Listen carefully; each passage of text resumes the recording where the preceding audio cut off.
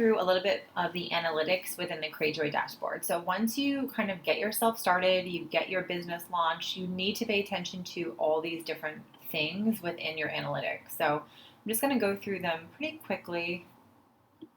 Oops. Okay, so we have analytics. So we have general analytics by month. So again, this is a sample platform, so I don't have any stats to show you, but essentially these are the stats that you would have, and so these are the things that you need to pay attention to. So you have your start date, you have your end date, you have for each month, how many you've started with, how many you ended with, how many you've gained, how many you've lost, what's your net.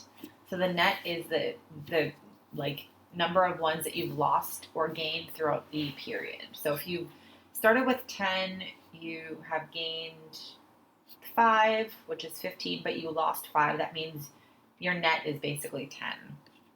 Your growth percentage, your retention rate. So retention is the percentage of your starting subscriber base that you've retained for this period. So how many customers have you retained? And then your gross revenue. So total of products sold and shipping charges all before taxes. So these are important numbers to look at. You want to look at, it's important to know how many you've started off with and how many of you've gained. So gained is new subscribers acquired during the period. So this is a really important number. This number should be going up each month.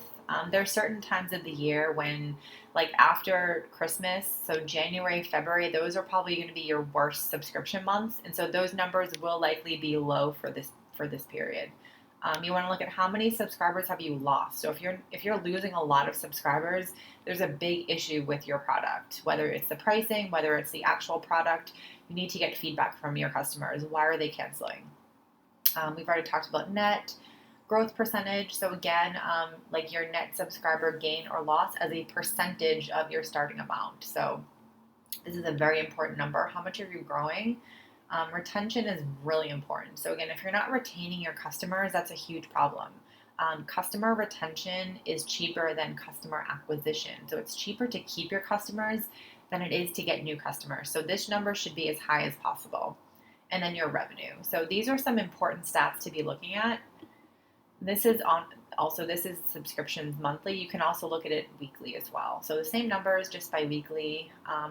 Cash flow. So again, how much money is coming in. So you have start date, end date, actual inflow. So this is the total cash inflow from your subscriptions by month, by the way.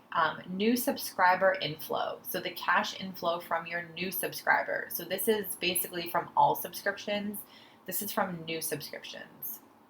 And then new subscription number, the number of new subscriptions during this period. Renewal inflow. So the cash inflow from existing subscriptions that have successfully renewed during this period. So all the people that have already signed up with you, their stuff gets renewed each month. So that's what this is. And then renewed subscriptions. The number of already existing subscriptions that successfully renewed during this period. So again, how many of those people renewed here? And then accrual revenue. So again, we have a start date, we have end date, and then accrued revenue. So basically the revenue from the subscriptions accrued during this period. So these are all important things to be looking at each month.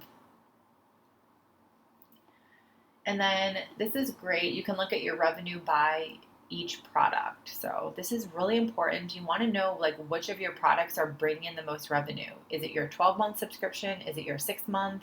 Is it a different product? So keep in mind, this is really important to be looking at these numbers.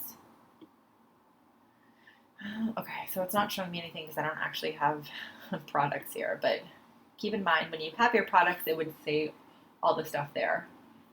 Okay, product feedback. So this is really important to look at. Your customers can give you ratings, and you want to know what people are rating your products. If you're getting bad reviews, that's a big issue. That means something has to change for your business. So keep looking at your product feedback. And then we'll go back to analytics. Detailed product feedback. Here's where you can actually see. So this is where you can actually see specific feedback that people have left you. So again, you need to be looking at your feedback from your customers. It's very important. Okay. Revenue by coupon. This is important because you want to know if you're giving coupons to influencers, you're giving coupons for your pop-up, you have a coupon that you give to like mysubscriptionaddiction.com where they, review your box each month. It's important for you to know which coupons are bringing you in revenue. So keep your eye on this revenue by coupon. If you're working with an influencer and you're sending them a free box each month, but no one is buying from them, that's probably not a person that you should be continuing that relationship with. So this is a great way to look at how much revenue you're getting per coupon. And then lastly is sales tax. So this is good. This just keeps track of your sales tax. So I'm not going to go in too much in depth for this, but you can basically see how much sales tax you've had.